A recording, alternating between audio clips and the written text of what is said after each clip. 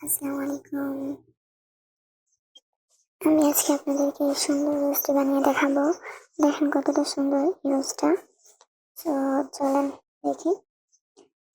এজন্য আমি এখানে একটা কার্ডের সাহায্যে কেটে নিচ্ছি। তো এটার ২ পাশ থেকে এভাবে ভাঁজ করে দেন আমি এটাকে পুড়িয়ে নেব। আপনারা দেখতেই পাচ্ছেন আমি কিভাবে ভাঁজটা করেছি। তো এটার ২ পাশ থেকে পুড়িয়ে নেওয়ার পর এখানে কত সুন্দর একটা পাপড়ি হয়ে গেছে। তো আমি অফ ক্যামেরায় আরো কতগুলো পাপড়ি বানিয়ে নিয়েছিলাম। এই পাপড়িগুলো আপনারা একটা ফ্লাওয়ারের জন্য ২০টা থেকে ২৪টা পাপড়ি ইউজ করতে পারেন।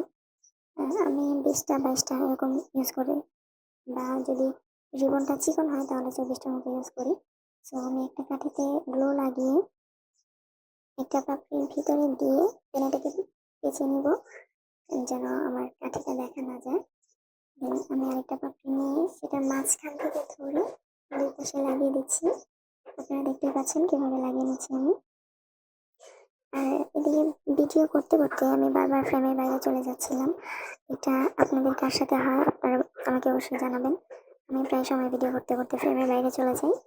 তো যখন দেখলাম যে আমি ফ্রেমের বাইরে আছি তখন আবার ফ্রেমের মধ্যে গেলাম।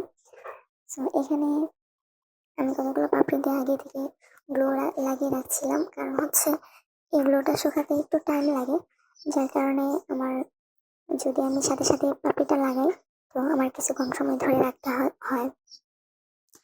এই জন্য আমি আগে থেকে গ্লো লাগিয়ে রাখছি, যেন আমার কাজটা অনেক সহজ হয়। গ্লো গানটা ইউজ করলে এটা করতে হতো না। দেখেন আপনারা এখন কত সহজে লেগে যাচ্ছে, পাপড়িগুলো দেওয়ার সাথে সাথে লেগে যাচ্ছে। আপনারা দেখতে পাচ্ছেন এখানে কয়েকটা পাপড়ি লাগানোর পর কত সুন্দর একটা কলি হয়ে গেছে। আমার এই কলিটা খুব ভালো লাগে। আহ, এক একটা পাপড়ি লাগানোর পর এরকম মনে হচ্ছে যেন মাত্র ফুলটা ফুটতেছে। এক একটা পাপড়ি লাগানোর পর দেখবেন একটু একটু করে বড় হচ্ছে আর মনে হচ্ছে ফুলটা মাত্র ফুটতেছে, কলি থেকে বের হচ্ছে এরকম মনে হচ্ছে। আমার এই কালারটা খুব বেশি ভালো লাগে। আপনাদের কাদের ভালো লাগে আমাকে জানাবেন। আহ, দেখেন কত সুন্দর একটা ফ্লাওয়ার হয়ে গেছে। আপনারা আসলে পাপড়িগুলা কিভাবে লাগাবেন সেটা বলে বোঝানোর মতো না।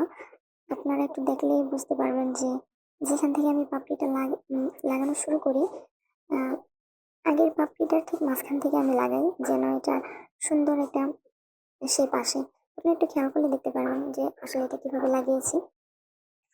তো এটা বানাতে বানাতে আমার মাথায় আসলো যে আমি একটু এটার লুকটাকে একটু ডিফারেন্ট করি, কারণ এই কালারটা খুবই সুন্দর। তো এই জন্য আমি যে পাপড়িগুলো বানিয়েছি সেগুলোর মাথাকে একটু ঘুরে দেন এটাকে হাত দিয়ে চাপ দিয়ে একটা কোনা করে নিচ্ছি। তো এখন এটা দেখতে আর একটু বেশি সুন্দর লাগবে। আমি একটা একটা করে এখানে বসিয়ে নিচ্ছি। আর দেখেন আপনারা এটা এই কোনার পাপড়িগুলো কতটা সুন্দর লাগছিল। দেন আমি আগে থেকে যেগুলো লাগিয়ে নিয়েছি সেগুলোর মাথাটা একটু পুড়ে দেন একই রকম শেপ দিয়ে নিচ্ছি, যেন এটা দেখতে অনেক বেশি সুন্দর হয়। দেখেন কতটা বিউটিফুল হয়েছে এটা। আপনারা বলবেন কোনটা সবচেয়ে বেশি সুন্দর হয়েছে। আর যারা আমার পেজে নতুন আমার পেজটাকে ফলো দিয়ে রাখবেন সুন্দর সুন্দর টিউটোরিয়াল পাওয়ার জন্য। যারা এই রিবনের বুকে অর্ডার করতে চান তারা এখনই ইনবক্স করুন। সবাই আমার জন্য দোয়া করবেন। আল্লাহ হাফেজ।